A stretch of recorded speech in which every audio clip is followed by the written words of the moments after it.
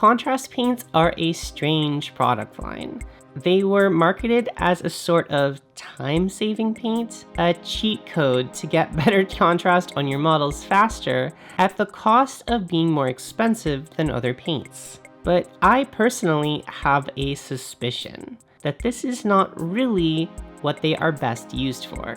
So today we're going to answer this question. Are contrast paints really worth the money? How are they best used? And are they secretly the best tool we have for creating a cel-shaded look on our miniatures? Our willing subject for today's painting experiment is Rocket Scythe Shinokami, a lovely little resin robot from our good friends over at Giga-Robo who are sponsoring this video. When game designer Alex Cheng asked me to paint this robot for him in a video, his only instructions were to use bold, bright colors and to paint it in my own style. And while it was tempting to just do this, I wanted to challenge myself a little bit more than that. And so after a few experiments and some brainstorming, I decided I wanted to attempt to paint this figure in a cel-shaded or anime style that reflects the super robot genre that the game is paying homage to. The goal for this would be to use large blocks of color instead of traditional smooth blends, and instead of avoiding pure black and white like we might usually, the shadows on this figure will be pure black and the highlights will be pure white. Also, all of the edges of the figure will have a black outline like in a cartoon or comic book. So even if you're not interested in painting giant robots, this tutorial might be interesting to you if you're painting another comic book style game, like say Marvel Crisis Protocol. To start off, we're going to do the same thing I do most of the time. Prime our figure in black, give it a light overspray in gray, and then an even lighter overspray in titanium white ink. I'm doing this with my airbrush because I'm lazy and it's cold outside because I live in Canada, but you can just as easily get this effect with a black spray primer and then a white spray primer over top. After letting the white ink sit overnight, we can get started on the painting. For the panel lining or the black outlines for our cartoon figure, the main tool we're going to use is GW Contrast Black Templar. But if you don't have that paint, a little bit of black paint mixed with glaze medium will work pretty well for this too. The panel lining is the most intensive part of this process, but in my opinion it's also the most fun. And while we're doing this, we'll be using the paint in two different ways. Number one, like a wash, letting it sink into the most recessed lines on the figure. Number two, like an edge highlight, using the side of our brush to create very thin lines on the main edges of the figure to make it look like a drawing in a comic book. I think this figure is ideal for this type of treatment because it has lots of large, sharp, flat angles that are easy to outline. This process may take a lot of time and patience, but personally, I found it was very relaxing and a great exercise in brush control. After the main black outlines are down, we can start adding some selective highlights to the figure using a white paint. I've decided to use some titanium white mixed with a bit of contrast medium and water, but you can use any sort of thin down white paint that you like. And what we're doing here is just trying to accentuate the already existing highlights from our zenithal spray. Adding spots of light where we think the most light would hit the model and not worrying too much about blending it in an overly detailed way.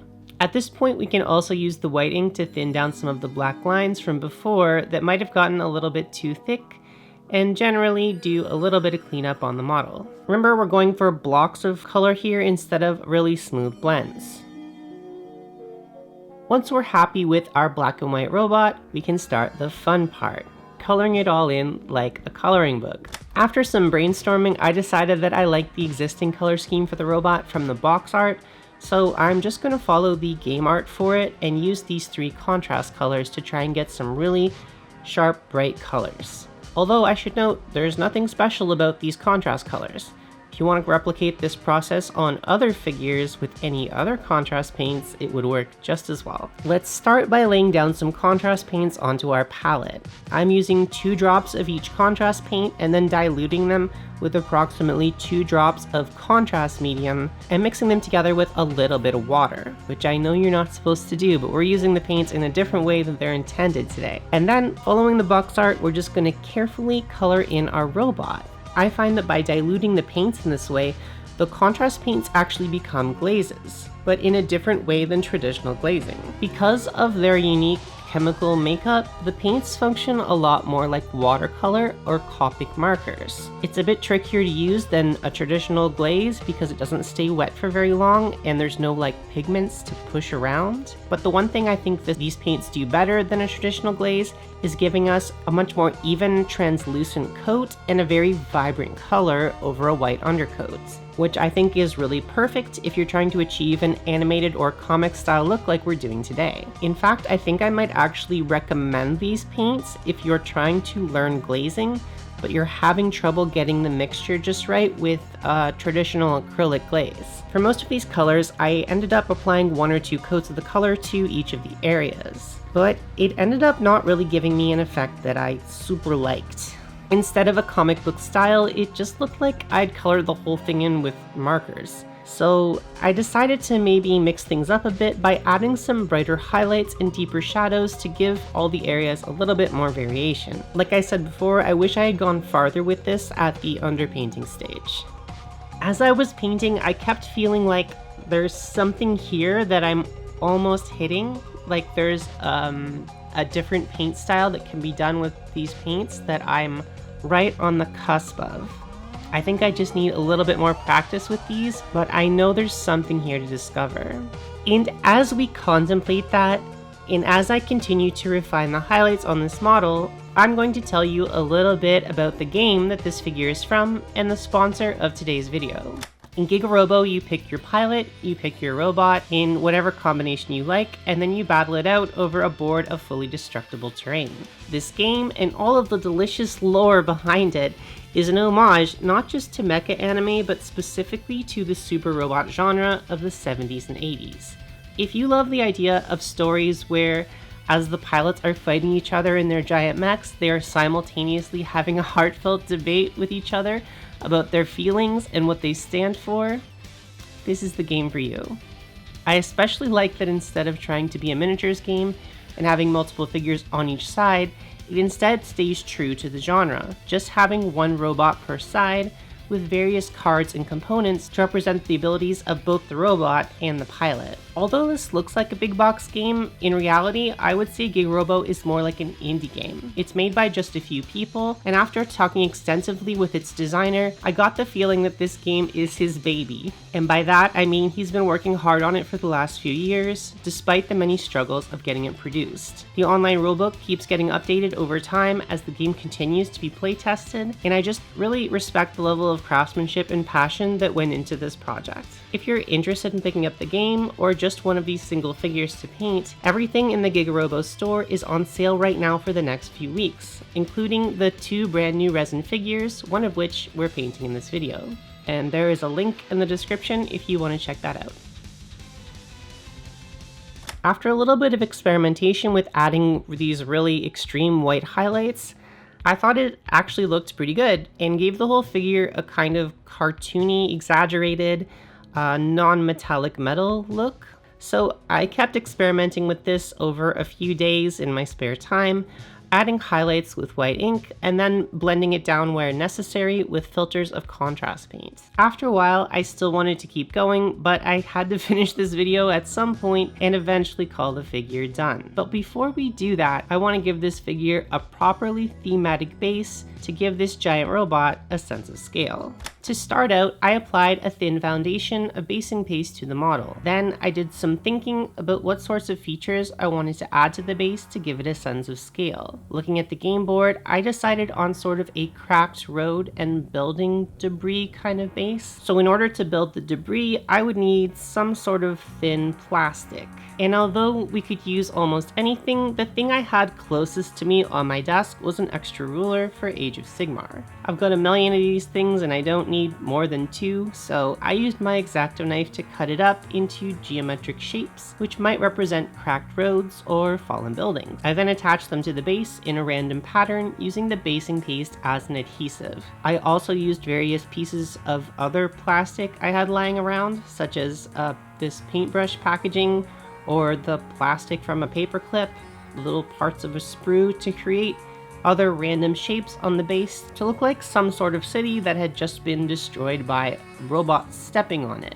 After letting all of this dry overnight, I coated the whole thing with a brush-on black primer, and after letting that dry, I gave the whole thing a heavy dry brush in gray. Then I mixed some contrast red, yellow, and black together to make a slightly brown tone, and I used that to add some variety to the landscape.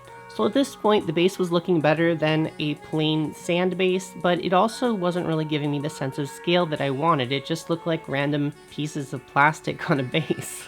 So comparing it to the game board again, I decided to make a few of the shapes into a busted up section of road to really give us that sense of scale. The gray I'd already painted onto the base was a little bit too light to match the board, so I painted the road sections as well as some of the other features in a darker gray that matched the board a little bit better. Then I went in and used my white ink to add some traffic lines to the road, being careful to match the style and scale of the roads on the game board as closely as I could without putting in too much effort. Once this was done, I used my yellow contrast paint to paint the center dividing line yellow, as well as two of the nearby poles yellow to add some interest.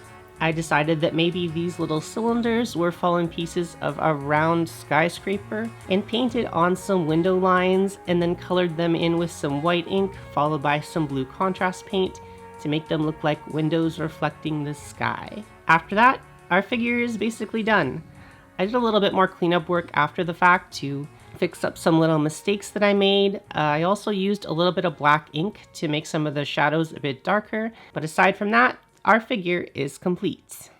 In the end, I ended up quite liking the look of the final model. Although it did take me a very long time to achieve this look, I think it's a look that can only be achieved with this medium. The colors ended up looking extremely vibrant, and I'm actually really excited to incorporate some of the knowledge that I learned from this experiment into future projects. So, what's the verdict? What did we learn today? Are contrast paints good or bad?